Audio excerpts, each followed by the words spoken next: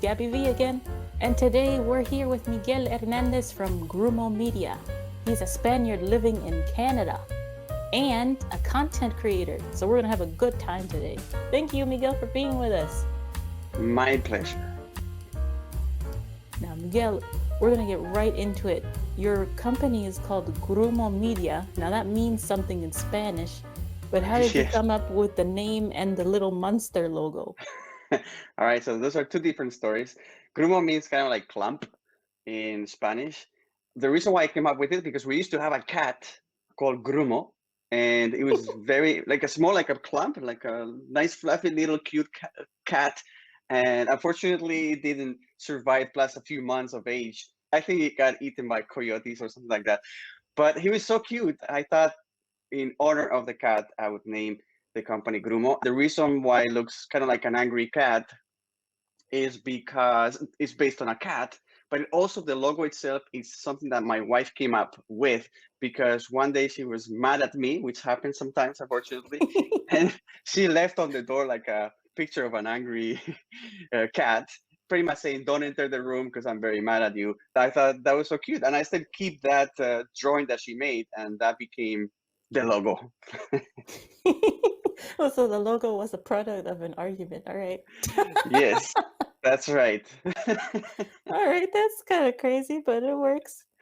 Now, Grumo Media just passed its 10th anniversary this past year, so congratulations. Thank you. Yeah, it's flown. Amazing. Yeah, that's amazing. How do you see the evolution from where you started to where you are now? So for Grumo Media, it's funny because it actually started with a bang. It started from zero to becoming one of the top explainer video studios in, I guess, North America. It was timing and luck that my first video got a lot of recognition because it was picked up by the co-founder of Reddit, Alexis Ohanian, and he promoted to a lot of his friends. He's got a huge network. So I went from being a completely unknown person in the marketing video industry to being widely recognized just because of my association with somebody like Alexis Ohanian. Very soon after, just maybe 3 months after my first video, I got lucky again because Ashton Kutcher, the Hollywood actor, noticed one of my videos as well, and he tweeted it to at that time 6 million followers. Basically, within a few months, I was associated with two huge personalities, and it went from zero to like having more work that I could handle. I started hiring team members, and since then, really, I don't think I ever had any big hits like that, but set me up for basically 10 years of continuous business, working with very big brands like Microsoft and Walmart, you name it. So I guess I got very lucky originally. Right now, we still do videos, maybe not as much as we used to do because the industry has become very saturated and I've been focusing on other things, but it's still a business that it's alive and well. It's been very rewarding because I got to speak with hundreds of entrepreneurs around the years, and I'm a big fan of a lot of these companies, and it's fun. It's fun to do these videos. So it's been a good 10 years. Wow, that's insane. I was not expecting that answer. All right. Yeah. So with these explainer videos, some people call them demo videos. What do companies actually use them for? So they're basically for marketing and sales. They're short videos between 60 and 90 seconds, so very short. They condense a lot of information in an engaging and fun way that promotes their brand and helps conversions. Sometimes they use them to help them raise money at an early stage on the startup. They're just great little assets that you can use for many times years to keep generating leads and awareness for the brand. Everybody has different styles. The Grumo style, it's kind of like fun and quirky for the most part. And some companies, they really enjoy that. In fact, we have two clients right now. It's funny because after 10 years, you start seeing people coming up through their entrepreneurial life that maybe they heard about Grumo Media 7 or almost 10 years ago. But at that time, they didn't have a company or they didn't have a budget to hire us. And now they come back. I said, you know what? I was one of your early fans, or I heard about you 10 years ago, and finally I can afford a Grumo video and say, oh, wow, good for you. And so yeah, we got some of those right now, which is very, very exciting. Oh yeah, that must warm your heart too. You're like hashtag goals. I know. It's like, wow. So you said you heard about me 10 years ago and you still remember. It's like, that's amazing. I'm very happy. Yeah, I've been internet stalking you for 6 months before I actually talked to you, so Nice. Perfect. well, that's really cool. Now, you said you're getting off of YouTube a little bit. You have a lot of courses now that you're working with for Yes. animation, a course about how to sell a course, and Yes. how to have a lifestyle business. So what is a lifestyle business? The concept of a lifestyle business at least was introduced to me by Tim Ferriss with his book, The 4 Hour Work Week, back in 2007. That was just at the beginning of the recession of the 2008. And I was just thinking about that because I'm actually releasing an app tomorrow for one of his books, Tribe of Mentors. Oh, It's an unofficial app, by the way. So I'm actually going to ask my audience whether they think it's okay to release it or not. Because I was trying to get, this is a different conversation, trying to get permission from Tim Ferriss to release this app, but I couldn't get in touch with him because he's very busy. But mhm. anyways, he introduced us through the 4 Hour Work Week to the possibility of living a very comfortable lifestyle, making over 6 figures a year without having almost any overhead. You could afford a great lifestyle uh, by creating an online business with very little overhead, which means you could work from anywhere in the world and have an online business and just sell whatever. You could do that with anything that could be delivered digitally, like online courses, or in my case, a combination of online courses and videos, which are 100% digital, which means I could hire people remotely around the world. So for the last 10 years, we never had any employees. They were all remote contractors. And I've always worked from home. So in a sense, the pandemic that has affected so many people, they now have to work from home. To me, it hasn't changed at all because I've been living this kind of lifestyle for the last 10 years. So in a sense, the lifestyle business is that one that affords you a good, comfortable life without having to have almost any overhead, thanks to this crazy and amazing thing called the internet. Yeah, the internet has completely changed everything. I know I've been working from home for maybe almost 2 years now, and I love it. There's positives and things that I miss because I have experience working for companies, the 9 to 5 traditional type of job for over 7 years. And what I miss is more of the social interaction. It's hard to replace that, even with great tools like Zoom or Google Meet or all these tools. There's still something that it's great about being able to connect with people face to face in the real world that you miss when you're working from home. So there's a little bit of that isolation factor. There are pros and cons. In general, I like it. It depends on your personality. So I'm a little bit more of an introvert, so it's fine with me. But I do miss the good times working with a team of fun guys on interesting problems. That's true. Nothing can replace a real high five. That's right. But with these courses too, you recently had a course about how to sell online courses. So we've been seeing almost all of the content creators on the line. It's like, hey, I have this online course about this thing. Then I have this Yes. online course about that thing. Is Yeah. that something that's going to continue, or is that something that is slowly becoming too saturated to get into? What do you think? You mean selling online courses? Yeah. Okay. My thoughts on that is that there is starting to be a little bit of saturation because at the end of the day, there's only so many topics in the world that you can teach. And the more people that come online and start teaching them, well, there's more competition, right? I noticed it actually myself because when I started in 2011, my first course went up. By the way, I didn't know what I was doing because that was kind of like the beginning of people teaching online. So I created this course, this 10-hour course on how to create demo videos precisely for those potential clients that they didn't have the budget to hire. As I said, I'll do a course where I'll teach you how to do these videos because maybe you can learn how to do them yourselves.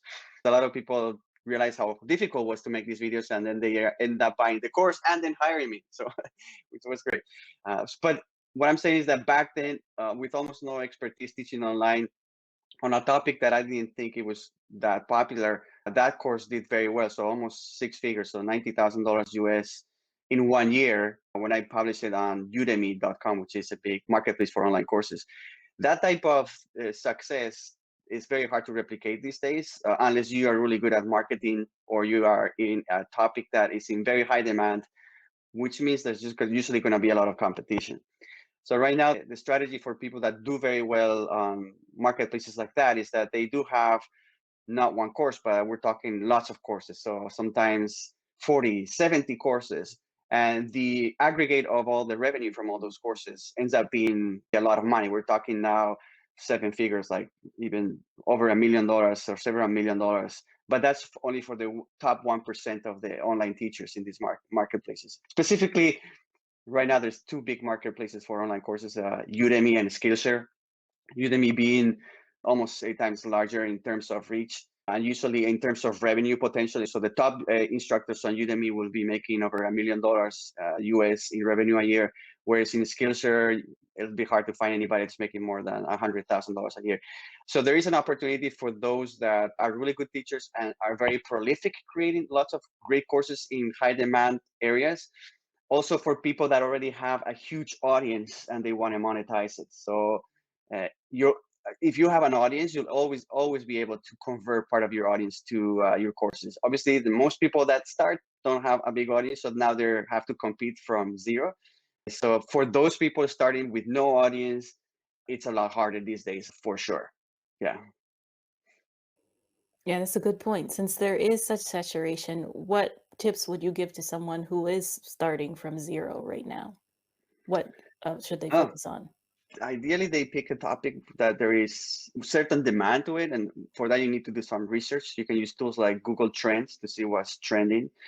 But it's tricky because in order to do a good course, many things have to align. It's not just that the topic itself is hot, like cryptocurrency or artificial intelligence or machine learning or something like that, but that you are interested in it and that somehow you have certain expertise on it. If you notice that cryptocurrency is becoming very popular, but you have zero interest in it, well, yeah, it's true. You could make a lot of money creating courses like that, but most likely your courses are not going to be that good because you're not that passionate about that topic. So ideally, you pick a topic that you have certain expertise in and you have certain authority in.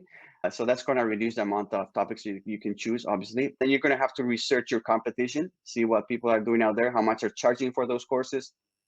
Try to see if you can differentiate yourself. There's something specific that you could offer. It could be just as simple as your own personality. So there's always going to be an opportunity for you to find an audience, even if it's a competitive space, just because you're different.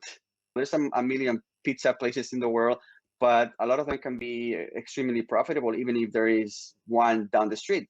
As long as the pizza is great, people are going to buy it, right? So if you produce great courses and you have a great personality, there will always be a market for your courses. There's no question about that. Teaching online, at least technically speaking, is not that difficult, but being good and engaging as an online teacher, that's not something that comes natural to most people. In fact, even people that have been teaching for years in a physical environment, I've been surprised to see the moment that they put a camera in front of them and they press record, suddenly they forget 20 years of experience teaching live. There is a learning curve, but if you can overcome the learning curve and be really good on camera and engaging, then I'm sure that there's an opportunity for you to make a good living teaching online, even today.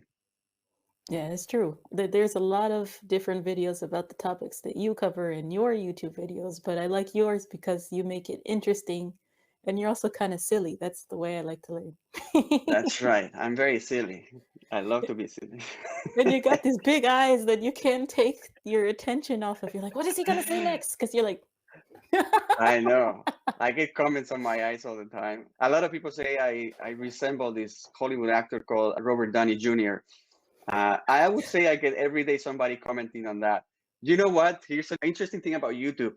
If somebody notices something unique about you, then everybody starts noticing. And then the whole comment section becomes just about that topic, which kind of distracts people from paying attention to the topic. So what I had to do lately is every time somebody posts something about I look like Robert Downey Jr., I had to mute that person because I know if that person notices, then all the comments after that are just, oh, he's true. He looks like Robert Downey Jr. I'm like, but that's not the topic of the video. You're distracted. This is like being at class and we're talking about quantum mechanics and it's like, oh, but he looks like Matt Damon. Ha ha ha, Matt Damon. It's like, no, this is not what the class is about. So I don't know. It's funny what can happen on YouTube, but in a sense, like you did, and some of my followers enjoy my teaching style. I don't take myself seriously, and at the same time, you can learn, which is it's a great combination. Yeah, that's I hadn't thought about that now, but hopefully that won't stay in my brain for the rest of the interview. We'll see.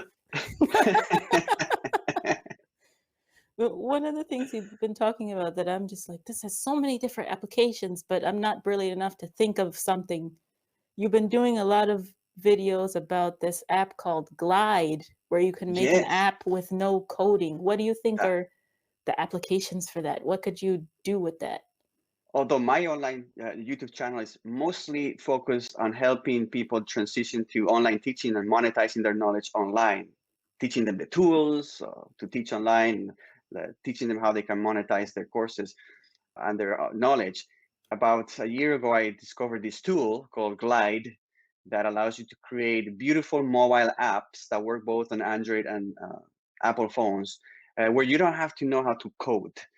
This opens the doors to literally millions of people to an industry that they couldn't access before without going to computer science school or taking a boot camp or something like that. I actually know how to program traditionally. Still, I have many ideas of creating apps, but I was not going to devote weeks or months to going through all the code to be able to release a simple app. When I found about Glide, which is not just the only no-code mobile app platform out there, but to me is the best and the guys that innovate the fastest so far. I was very excited because it opens the doors to, like I say, millions of people to be able to create these apps. So I thought, well, I'm going to teach people how to create apps with no code. Also, because I do see that there is a trend towards what they call the no code movement. More and more of these platforms are becoming available and now are opening the doors to non-coders to create all kinds of interesting apps. Most of them are for maybe personal use, but they can solve very concrete problems and you don't have to spend tens of thousands of dollars hiring a development studio to make them happen. So in my case, I've created several apps, most of them for personal use. But recently I thought, I wonder if there is a market to sell the templates or these apps so people could further customize them. And there is, because I launched recently an app where people can basically host their online courses. I sold it for like $25. So very, very affordable. Just basically a template where you can host and sell your online courses, 100% built with Glide. And the reception was great. So I sold a bunch of those, which validates to me that there is a demand for this type of apps and also to learn how to build this app. Tomorrow I'm releasing a new app. It's almost every week I release a new app now because you can create apps so fast. I'm like, okay, what can I do next? Tomorrow I'm going to release an interactive book app for Tribal Mentors book by Tim Ferriss, which I'm really excited about. Then I'm going to release, I think, a challenge app. So people can issue challenges like a 30-day challenge, and you can keep track of everybody's within this app as well. This is something I'm personally excited about. So that's why I decided to start creating videos about it. The trend points towards more people wanting to learn how to create apps without coding. So I'm excited about it. It seems to be happening for apps and websites too. I built my website with no That's true. code. Yeah, That's right. so it's really leveling the playing field, as they say. If you have the internet, you can start a business. But even if you That's right. don't have internet, if you have a brain, you could start a business. Hopefully. That's awesome. Oh, let me see here. Going into these apps and all these videos you're making, you made a video called Is YouTube Worth It? And you were talking about how your ad revenue is enough to pay Yes, your rent, which is that's nice. right. But you said when you break it down to the amount of time you spent, if you're looking at it hourly, you only made about $11 Canadian per hour. That's true. Yeah. So how is that still worth it? A lot of marketers are still focusing on this attribution of, I got this lead from doing this, and then we're going to do that again. How is that changing now? The great thing about YouTube is that it's almost to me like an investment. It's an investment short term and long term. When I say short term, is because if your videos start getting some traction, you can immediately monetize them via ads, right? So that pays peanuts, basically. The way they measure is by how many dollars you get per thousand views. They call that CPM. The range is tremendous. It could be from like $1 per thousand views to up to $70 per thousand views, depending on your topic. In my case, it's hovering around $25 per thousand views, which is actually pretty good. So in my case, the overall channel gets about 150,000 unique views a month and generating about 1,500 US. This is after a lot of work. But when you look at it from a different perspective as a marketing tool, then you can see that you can use YouTube as what they would call the top of the funnel in sales. You could use YouTube to attract potential customers. This is what a lot of businesses are realizing. You can create a lot of great content that gets indexed by Google and YouTube, and then you can get a lot of organic exposure to potential clients. Even though you may not monetize your YouTube channel, you can convert some of those views into paying customers. That's exactly my strategy with YouTube and the strategy for many content creators. YouTube is just the tool to attract potential clients and then convert some of those to course buyers or to people that buy videos for my animation studio. So when I actually did the math, which I show on that video, is pretty interesting that a big chunk of my revenue for all my businesses is actually directly correlated to the YouTube channel. So although the channel itself only generates 1,500 a month, maybe 70% of the entire revenue of my entire business combined is actually coming through leads that were generated through YouTube. So in a sense, it's a great marketing tool. Now it does take a lot of work because making good videos, it's basically like making an entire movie. You have to write it, produce it, shoot it, you direct it, you're everything, right? You could outsource some of this. When I went and I did the math of the amount of time it takes me to do a good tutorial on YouTube, it turned out to be only $11 per hour. But that's not counting two things. One is the potential revenue of a good video over the next 5 to 10 years, because each video in essence becomes an asset, like a stock portfolio. If it's evergreen content, which means it never goes out of style, then it could be generating money for the next 10 years. In fact, I have several videos that I posted over 5 years ago that they've been generating revenue for a long time. So I think of each video as a long-term investment, and at the same time as an opportunity to generate leads for my current businesses. It's a win-win. YouTube is a fantastic tool. You get to connect with your audience in a personal way. You can monetize that content directly through ads, and every video becomes a long-term asset. What else do you want? Everything is there. Yeah, that's the truth. Now, this is going to be a tough question. Is IGTV starting to steal some of YouTube's thunder? Oh, well, you're asking the wrong person because I have no idea. I never used IGTV. I'm missing out. I don't use TikTok, which is actually brings an interesting question. Should you diversify your efforts among a bunch of different platforms? And I think the good recommendation is here is that you focus on one platform and try to excel on that one. Because if you start spreading yourself thin, it's going to be very difficult. Now, once you have a lot of success in one platform, it's going to be easier for you to get success in other platforms. So if you have 1 million subscribers on YouTube and then you say to your 1 million subscribers, by the way, I have this IGTV channel, click here and go there. Well, then you get a lot of traction really quickly. But it also depends on the type of content. Long form content, so anything that is over 5 minutes probably does better on YouTube. People go to YouTube, a lot of them, not just to listen to music, but to learn. If you want to learn how to code or something that's going to take more than 5 minutes, well, you want to sit down on your computer, not on your phone, and start really paying attention to the video. Whereas I think IGTV and a lot of these platforms like TikTok, they're mobile first, which means they're not designed for people to sit down and really start learning. They're more like for entertaining purposes, right? So if you're a purely entertaining channel, then anything that is mobile probably is a good idea to learn. But if you're more about long form content, like in my case, tutorials where people have to pay attention, then I think YouTube is still king or queen when it comes down to video platforms. Yeah, I've definitely seen that too with Clever Hybrids itself. We tried being everywhere at the same time, but it didn't work. Well, when you start out, you should try everything and then stick to whatever works best. Yeah, so we ended up seeing that LinkedIn and YouTube were our biggest, so we're focusing more on those Oh, people. so I got a question. You're talking for this podcast, right?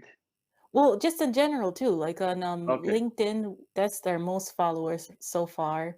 And then on Yeah. YouTube for the podcast, we have some short form videos where we explain different topics related to English or presentation skills. Those are also very popular on there too.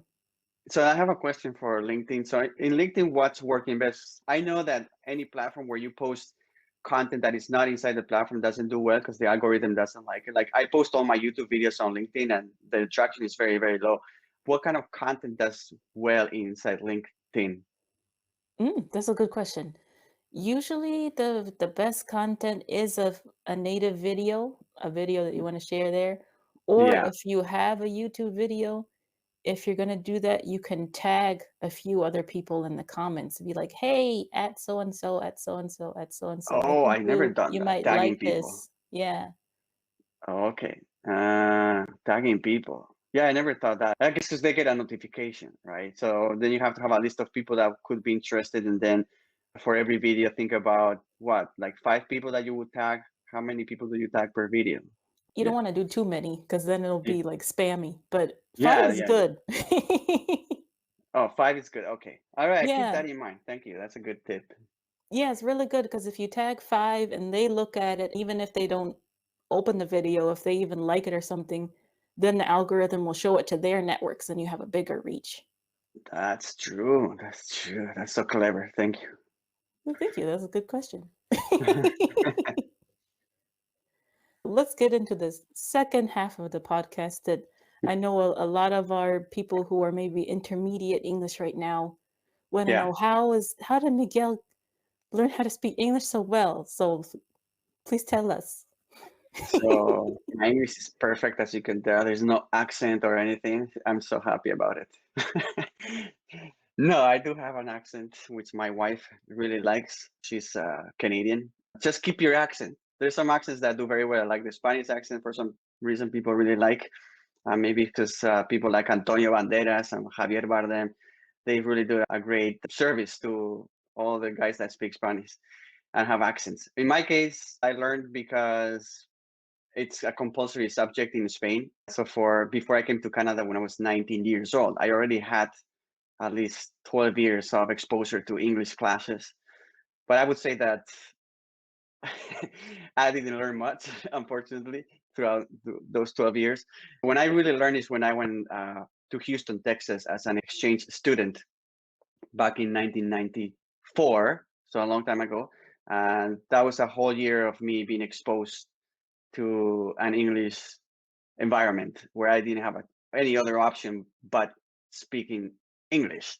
When you don't have any other option, that's when you really learn the language. So that's where I would say 90% of my English speaking skills came from that year there. And then, of course, I've been, a long time, 24 years in Canada. For anyone that wants to learn English or any other language, the best way is to immerse yourself in the culture if you can afford it. That'll be the fastest way for sure. Yeah, definitely. What tip would you give to someone who maybe can't afford it? Well, now you're very lucky. There's these platforms you can talk one-on-one with some native speaker, which I think is probably the best thing. If you're forced to speak the language, then you'll learn. It's never going to be as an effective that when you are inside the, the, the country, because it takes a lot more discipline when you have to set up 2 or 3 times a week, an hour to speak with a native speaker than when you are 24/7 immersed in the culture. That's the top. So anything below that is not going to be as effective. But there are all these tools out there if you're very committed and hardworking, within a couple of years, you probably can speak any language that you set your mind to, thanks to these platforms. Yeah, that's true. With German, I started out with Duolingo, and then I've switched to another app called DW German, which they take you to B1. And Okay. then after that, you just gotta talk. Honestly, that's how Yeah. it goes. Yeah, you have to make all the mistakes in the world, and people will correct you, and they get the gist of it, even if you screw up the tense or the words. Yeah, it's just you have to talk that exactly. Yeah, the funny mistakes are the ones you remember the most and don't repeat. Yeah, I mean, I made so many mistakes. I couldn't tell the difference between crab, as in the seafood, and crap for a long time. Or uncle and ankle. My uncle hurts. It's like, really? How could your uncle hurt? It's not possible. That's a family member cannot hurt. Maybe. And that's because I've been very frustrated about English, believe it or not. And it's the fact that English has a lot more vowel sounds. It has like, I think, 12 versus Spanish, which has really 5, Hmm. which means anything that is not a clearly sounding Spanish vowel, it's a whole kind of worms, because you're like, is this between an E or an A? Your mouth is not designed to make these in between sounds. So then you never know. And luckily, even if you screw up the vowel sounds in English, they still can understand you, except for those in between, like uncle and ankle. I still have difficulty with it, which my wife finds highly entertaining.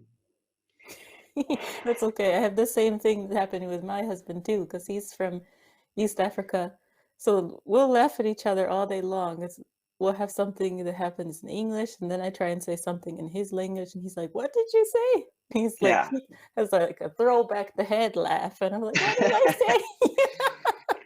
Humor can cure everything. I created another app for my mom where she was able to publish all her poetry. And one of the ideas that she came up with is that anybody can upload a voice recording of her poems. So first she read them herself. Of course, she speaks Spanish perfectly, so no problem there. The funny part comes when we invite English-speaking people to read the Spanish poems in Spanish, and they don't know what they're saying. Basically, they're just reading words. It's very hilarious. Basically destroying the poem, right? It's really fun. Yeah. Oh, I hope you have a video of that. That would be funny to watch. Yeah. I do on my YouTube channel. There's a video where you'll hear a recording of my wife destroying one of my mom's poems, and it's quite entertaining. Okay, I gotta see if I can find that one. Yeah. Now, I want to ask you one more question about revenue as a content creator. We talked about courses, we talked about how revenue can come from ads, how YouTube brings in some customers. Another way that you can bring in some cash flow is by having a sponsor. So you just had a sponsored video with Logitech. How did you find them? What's the Oh, process and how does it help you? in my case, they approached me. I was not looking for sponsors. Ideally, if you can monetize your content, it's going to be with your own products. That's where you're going to have the highest profit. So if you're promoting services or online courses or digital products, if they're your own, if you own them, obviously you should be your own sponsor. If you don't have your own products, then you can either monetize it via ads or via third-party sponsors. So if that is your strategy, then you will have to basically create a separate funnel to approach all these companies, build relationships, and eventually they may agree to pay you money or send you products for review or something like that for free. You could make an entire business out of that. And in fact, we know plenty of YouTubers that make a lot of money just via sponsors. Sometimes they don't even have monetization. You don't want a competitor to put an ad in front of your sponsored video. So sometimes you cannot monetize them via ads, but they'll pay you a reasonable amount. That's where negotiation comes in. Although my YouTube channel is not that big, it's niche enough. And I guess the quality of the videos was up to what they were looking for, that several big brands have approached me, which I was very surprised. I thought they would just go after people with over 100,000 subscribers or something like that. But like you were mentioning before the interview, micro influencers is a whole industry. So people that don't have huge audiences, but they're quite niche down and they have high quality content. So there are huge teams of people in these big companies that are actively approaching content creators and offer them their products, many times they will say, we'll send you this thing for free and you can review it, or they will pay you money. In the case of Logitech, they approached me and they said, we have 2 products we're launching, would be great if you can review them. And then I had to negotiate a fee. Once I was happy with the fee, then I said, sure, let's do a couple of videos. My thinking behind accepting doing a sponsored video was more like a fame by association, which is it's how the world works. If my channel is associated with a sponsor that is widely recognized, like Logitech, that will give me more credibility. So although I don't think I plan to do many of these videos, at least I thought, you know what, having a couple of videos where I can say that I'm sponsored by a big brand, it's not going to hurt me. If Logitech speaking to Miguel, maybe I should listen to Miguel, right? This is how the world works. So I don't have any recommendations as to how to approach sponsors, because to this day, it's just been sponsors approaching me. But what I can say is it's quite encouraging, the fact that you don't have to have a huge audience for big companies to approach you, which is quite interesting. So just focus on creating great content, and then you'll see leads coming in. Yeah, that's true. And Miguel, you're being modest. Your YouTube channel is quite big with 30,000 plus subscribers. Oh, okay. Well, yeah, I guess it's all relative, you know. It is Yeah. relative. Ours has 92, so it's relative. Oh, okay. Well, this is just the beginning of something great. I can see it. Oh, thank you. Well, Miguel, we had a great time with you today, and you even got up earlier than you usually do, being all the way over there in Vancouver, right? It was my pleasure. I just have some coffee. Coffee helps. Yeah, coffee is always a good idea. But if any of the Clever Hybrids tribe want to get in touch with you, please tell us your website address and some of your social handles so they can reach out to you. So if you type Grumo, so GRUMO.com, that's my main base on the internet. Basically, the word Grumo itself is something that kind of I've owned right now. I appear on the top results, and that will lead you to all my online creations. And also in YouTube as well. If you type Grumo Media, that will pull up my YouTube channel as well. Yeah, you're very prolific, so you got some serious SEO. You got the whole first page. Yeah, well, it's a very unique word. That would be another lesson. A word that is unique, easy to remember, not too long, and that basically you can own the .com domain, which is very hard these days for anything under 5 letters, but I paid a lot of money for that domain. It's worth it. Now it's Miguel's. Nobody can touch it. Yeah. And for those of you who are really loving this content right now, or you'd like some help to make your own podcast and to also smooth out your English so it sounds like Miguel's, go ahead and check out our website, cleverhybrids.com.